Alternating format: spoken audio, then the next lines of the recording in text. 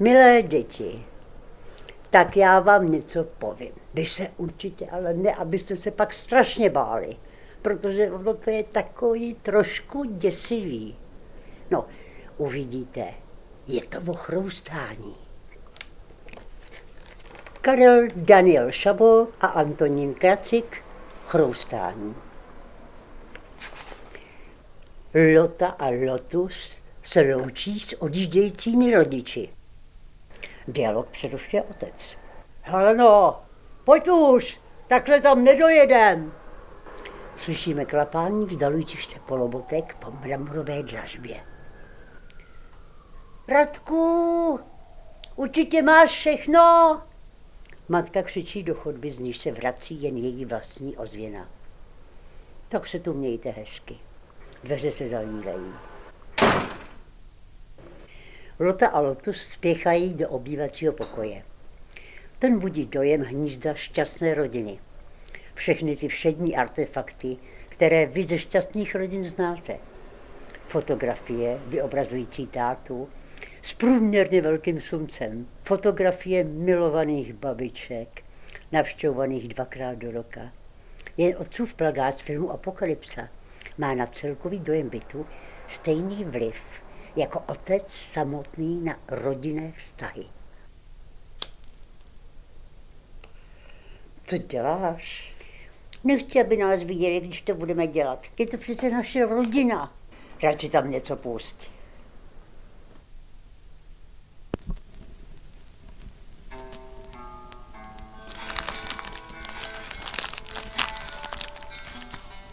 A kolik se toho bere?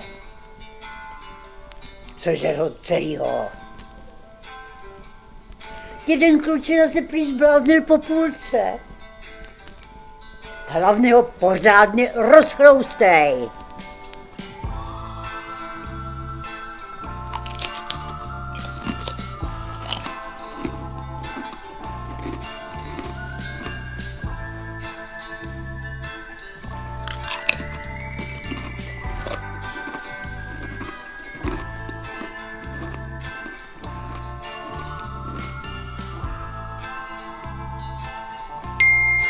A je zle.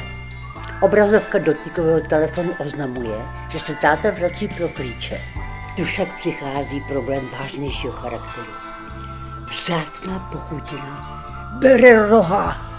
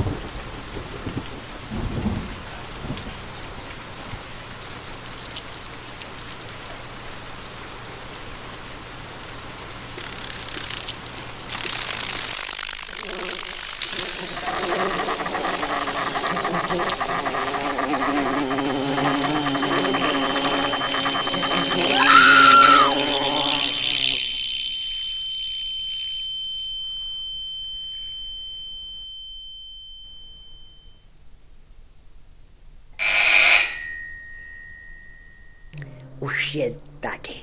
Přišel si pro klíče.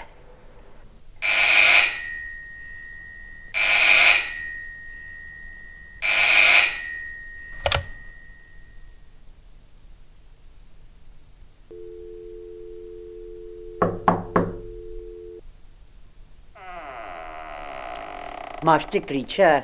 Cože? No ty klíče, co tu máma zapomněla.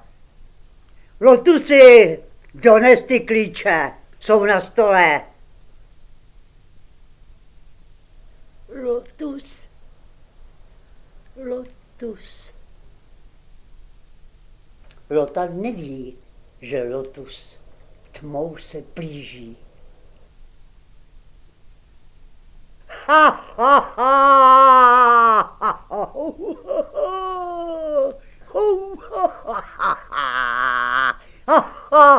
ha, dej mi ty klíče, Magore.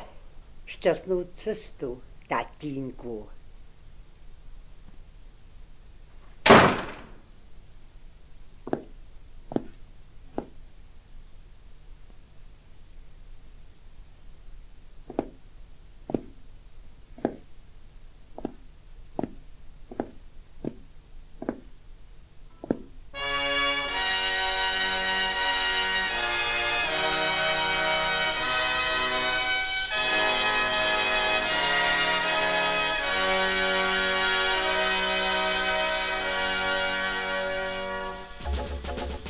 Jo, třešně zrály, zrovna třešně zrály, sladký třešně zrály a teplej vítr vál. A já k horám dáli, k modrým horám dáli, sluncem Ty jsou, co? Ty jsou. A jak šupou. Hlavně je pořádně rozchloustej.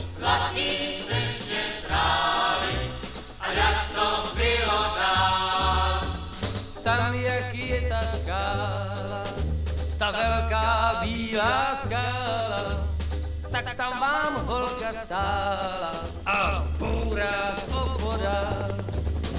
A moc se na mě smála, z dálky už se smála, i zblízka se pak smál a já se taky smál.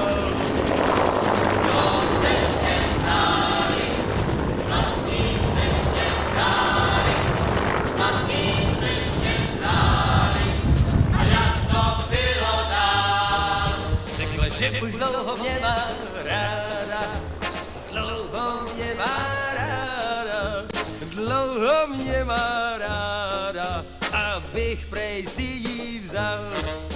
Ať nechám ty svý stáda, že léta pilně stráda, jen abych jí měl rád a žil s ní jako král.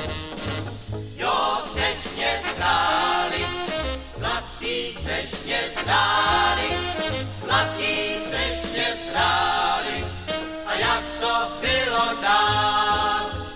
Pokud je mi známo, já řek jenom dámo, milá hezká dámo, zač bych potom stál. Ty můj typ nejsi, já mám svojí Gracie, svojí malou Gracie, a tý jsem srdce dal.